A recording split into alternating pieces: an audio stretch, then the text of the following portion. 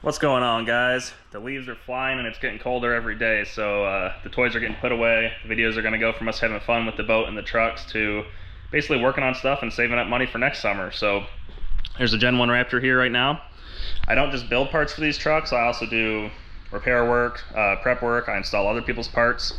And on this truck, it's my job to install a Blitzkrieg kit, which is right here laid out on my table. I'll show you what we're working with. We got some lower arms here, knuckles, upper arms, axles, bypass mounts, 700-pound springs, tie rods, bypass shocks. This truck has a stock front suspension still. It has 3/0 coilovers, but everything else is stock, looks like. Yeah, this kit, everything is double shear, everything's way bigger and stronger. I think it's 3 inches wider per side, which will fill out the fenders a lot better. It's a few more inches of travel as well. Puts a bypass shock in the front, which will make a huge difference. And yeah, I'm excited to do this. This is the same kit Elliot's truck has, and it works really, really well.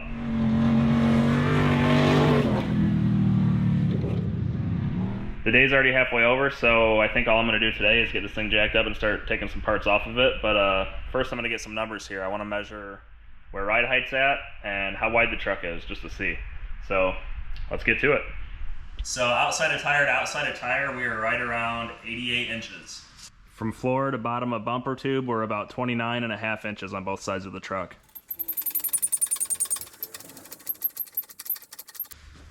Don't make fun of my tools too much, guys. I swear the good stuff's at work.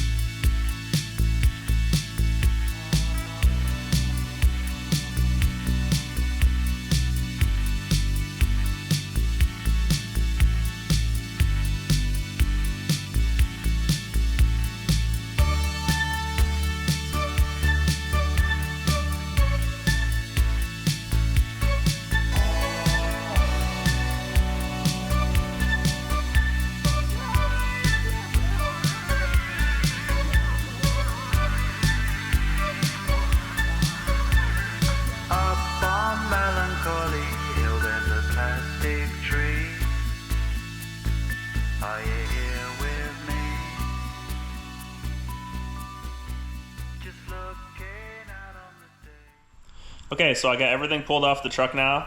The next thing I'm gonna start doing is getting the frame ready for the kit. So I'm gonna plasma cut some plates out to reinforce the frame all here, weld it all in. Sometimes these are bubbled out and so rusty that I'll just cut them out and tube through the frame and weld a new plate.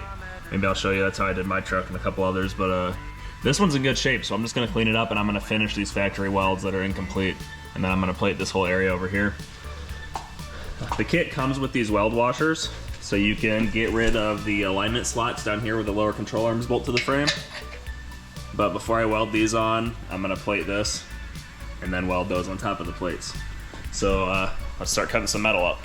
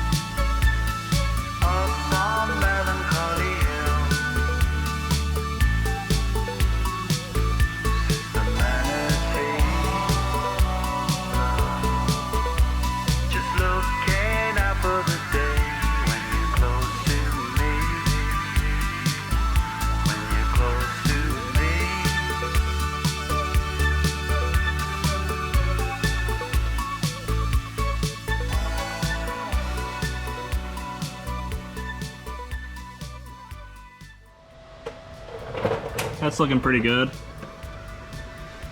The factory plate here was a little dirty and gave me some issues, but over here it welded nice and clean.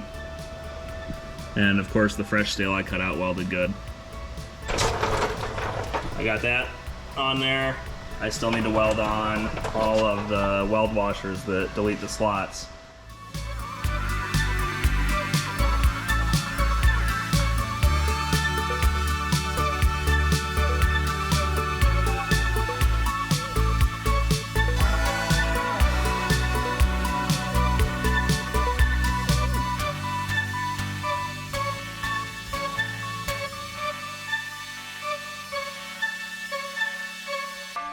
I figured before we go any further, I'd lay some of the parts out so we can look at them and compare them.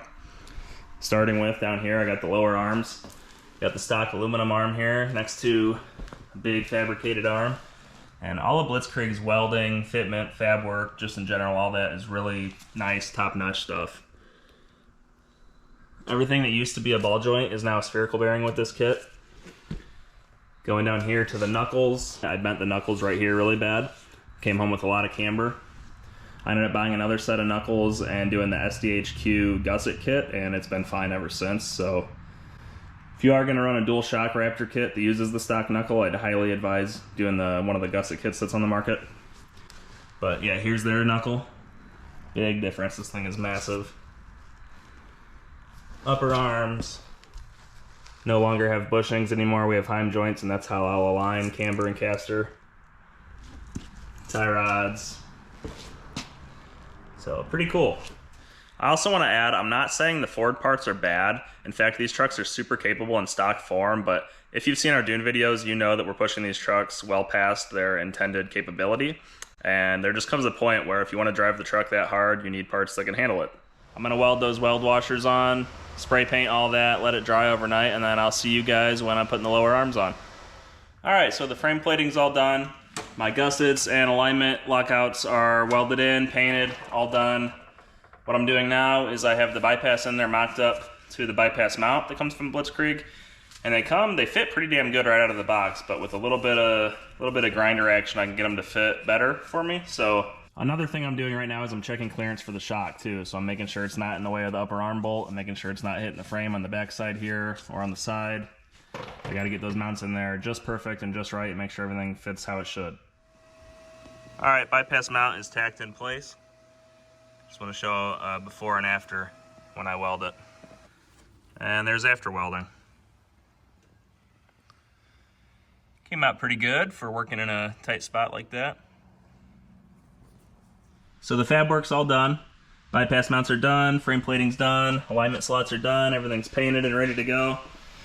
It's really not that bad on this kit compared to like a race kit where you have to cut the shock tower and everything off the frame and start from scratch. This kit is pretty simple in that way. So that's all done and ready to go. I got the knuckles ready, the hubs are in, the IWEs are in, axles are swapped over, springs are on the coilovers. This side I already have mocked up. I'm checking clearances at full bump right now. Making good progress. I know it's kind of dark in here, it's hard to see this stuff, but when it's all done with the alignment and everything, I'll get it all cleaned up and I'll take it outside and get some shots in the sun. Plus we're gonna go up to the dunes after this and test it up there, so that'll be cool too.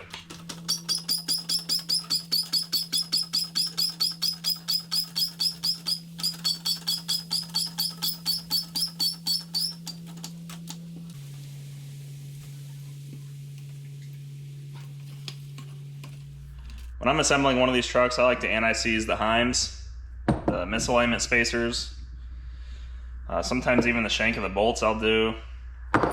Obviously everything gets locking hardware, certain things get Loctite, but anti-seize is kind of a big one up here. This truck's primarily going to be used in Michigan. It'll be up in the UP in the snow, running Raptor events in the wintertime and stuff. And if you don't do this, you might have to bust a torch out on these beautiful parts later down the road when these joints need replaced. So something I just like to do when I'm putting these together. Check that out. This side's ready to set down and check ride height. It's looking good. Camber and caster looked pretty good to me when I cycled it.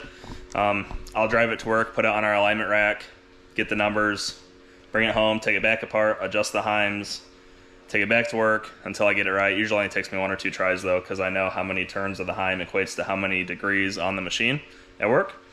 I've done these kits before, but yeah, it'll get tie rod boots after the alignment's done, It has some non-locking hardware on there right now that'll get replaced with locking hardware when the alignment's done.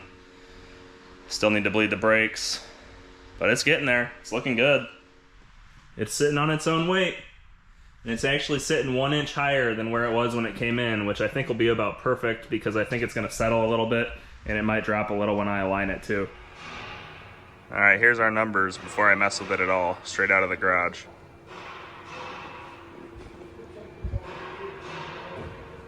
So I tore it down just enough to get the upper arms off. Looking at my alignment sheet here, I figured out how many threads I want to unthread my heims to get camber and caster where I want it. And I'm confident it's going to be good after this. So when I put it back together, I'm going to use all the nice locking hardware this time around and make it so I don't plan on taking these back off for a long time. After that, I'm going to drive it back to work, recheck it one more time, get a final print off, set toe one more time. Then I'll bring it home, take the tie rods off real quick, put some tie rod boots on the truck, and I guess just final check everything over, clean everything up really good, and that's it. Then it's time to head to the dunes. And we're back together again. I need to tidy up those lines, and then it's ready for the alignment rack again. Back up on the alignment rack now. Here's our final printout after I made some toe adjustments. I could have gone out a little bit with camber here, and there's a little play in the rack or else I'd get that closer, but that's pretty damn good for an off-road truck.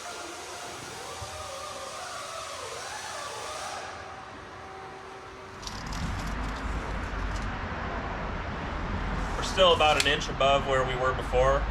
It might settle a little bit. Either way, I think that's going to work out well. And let's see width.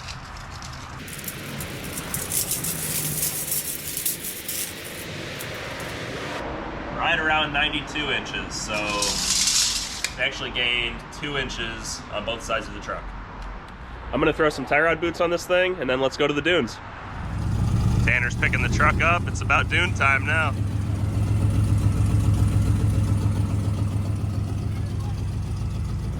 All right, we're out of the dunes now. First impressions of the kit? Love the kit, it's awesome. Works good? Yeah, it works really well. Looks good. Truck's working super good so far. I'm gonna throw a camera on here so we can get some clips of it working.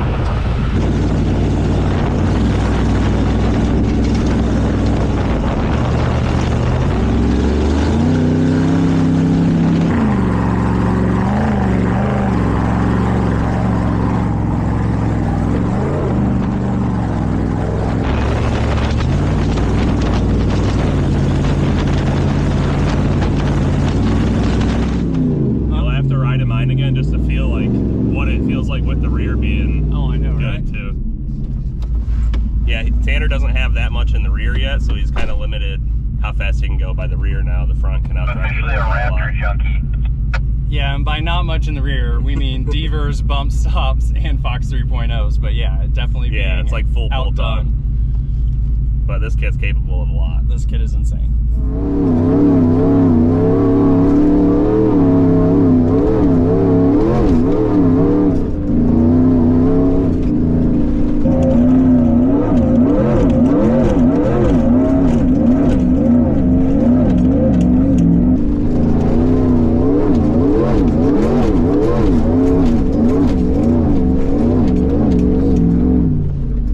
Those are big.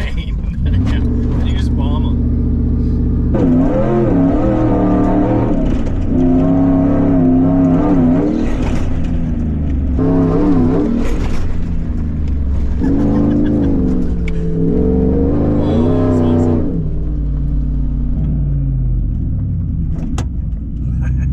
Feels pretty good, doesn't it? Feels awesome. We're gonna put Tanner in Elliot's truck now to feel his same front kit, but with a 4-link.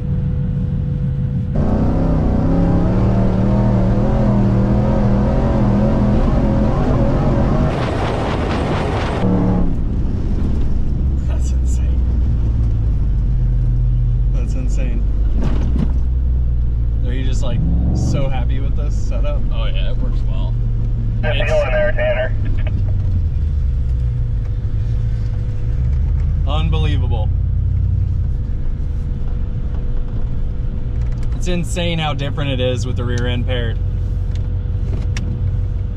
It like matches really well, like the capability of the front and the backs.